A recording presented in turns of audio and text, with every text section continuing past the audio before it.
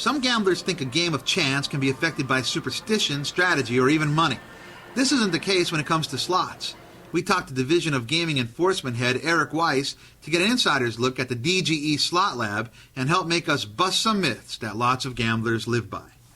For starters, there's a difference between buying more chances and having a better chance at winning.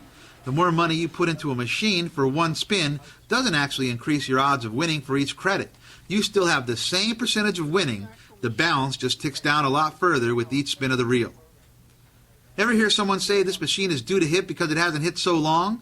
Well, they make slot machines so they pay out just 83% of what gamblers put into it over the course of its life.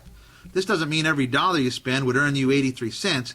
It means that if you kept one in your house and you were the only one to ever play it over the course of its life, you would lose 17% of your money. The truth is, the machine is never really due to hit.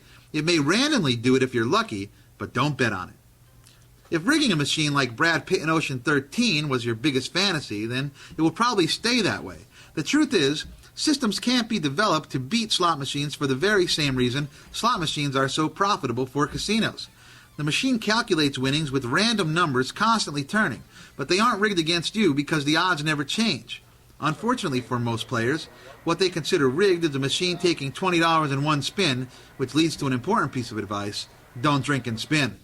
In Atlantic City, the DGE has what they call a slot lab, where they test slot machines to make sure they're fair before they hit the casino floor.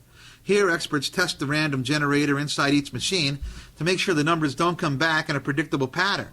So for all you math wizards out there, your skills are useless in trying to create a system that wins you more than the house takes. You have a better chance of meeting an actual wizard like Harry Potter. This random number generator is also the reason the biggest myth of all is complete hype. Sometimes when a gambler gets up from his or her turn at the slot machine, the next person to sit down may win big.